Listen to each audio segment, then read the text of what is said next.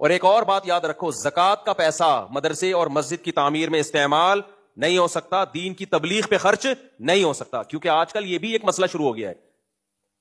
ہمارے یہاں اہل حدیث حضرات میں سے اکثر کا موقف یہ ہے کہ زکوٰۃ کسی بھی دین کی تبلیغ میں خرچ کی جا سکتی ہے، دین کے کاموں میں. اس کے سائیڈ افیکٹ کیا ہیں؟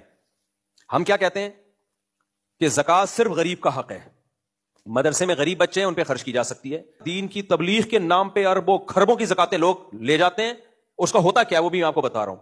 اس سے غریبوں کا حق مارا جاتا ہے. تو نہ مدرسے کی تعمیر میں، نہ کسی انسٹیٹیوٹ کی تعمیر میں زکوٰۃ خرچ ہو سکتی ہے، اور نہ ہی مسجد کی تعمیر میں زکوٰۃ خرچ ہو سکتی ہے، نہ کسی کی تنخواہ میں زکوٰۃ دی جا سکتی ہے.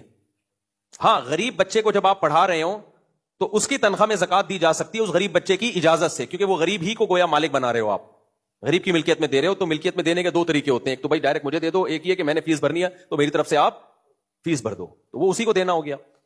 آج کل اب نئے جو لبرلز لوگ آ رہے ہیں، جو اسکالرز آ رہے ہیں، وہ کیا کر رہے ہیں؟ ایکچولی دین کی تبلیغ کو بہت سخت ضرورت ہے زکوٰۃ کی. بھائی صاحب، اللہ کی مخلوق میں سب لوگ ہیں، اللہ نے دین کو بھی پھیلانا ہے، غریبوں کا پیٹ بھی اللہ نے بھرنا ہے. ان کے پیٹ سے نوالا چھین کے آپ سب دین کی تبلیغ پہ لگا دو، یہ بہت ہو رہا ہے آج کل.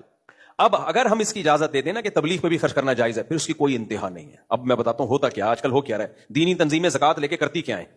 آپ کے پاس آئیں گے، جی ہمیں زکوٰۃ کا پیسہ تم نے دین کی اشاعت میں خرچ کرنا ہے. ٹھیک ہے جی، اشاعت میں خرچ کرنا ہے. دین کی اشاعت کیسے؟ ہماری آرگنائزیشن ایکچولی ہم پوری دنیا میں کام کر رہے ہیں، ہمارے ٹی وی چینلز بھی ہیں، ہمارے جو ہے وہ لوگ تبلیغ کے لیے جاتے ہیں، ان کو بزنس کلاس کے ٹکٹ دلوائے جاتے ہیں زکوٰۃ کے پیسوں سے، کیونکہ وہ تبلیغ کے لیے جا رہے ہیں. پھر چونکہ اکیلے جانا ایکچولی ان کے لیے مشکل ہوتا ہے، ان کی وائف بھی ساتھ جائیں گی.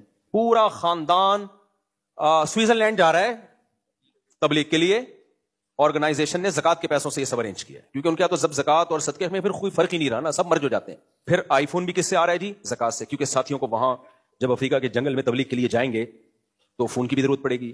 پھر اس دوران کھانا کھائیں گے تو پیزے، برگر، پیپسی، پھر ان کی تنخواہیں، اور پھر بیمار ہو رہے ہیں ان کا علاج. بھائی کوئی انتہا ہی نہیں ہے فی سبیل اللہ کی. تو آپ کا زکوٰۃ فی سبیل اللہ خرچ کرنا جائز ہے دین کی تبلیغ میں، تو یہ سب چیزیں تو تبلیغ کے لوازمات میں سے ہیں. ظاہر ہے جائے گا تو کھائے گا نہیں کیا؟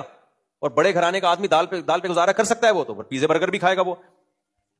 تو ایک اس لیے میرے بھائی یہ جو علماء ہند کا موقف ہے نا، احناف کا موقف ہے کہ زکوٰۃ صرف کس کا حق ہے؟ غریبوں کا. اس میں بھی امام ابو حنیفہ کا پلڑا دلائل میں بھی، اور جو رزلٹ نکل رہا ہے اس کے یعنی حکمت اور مصلحت کو دیکھا جائے، ان دونوں چیزوں میں ان کا پلڑا کیا ہے؟ بھاری ہے.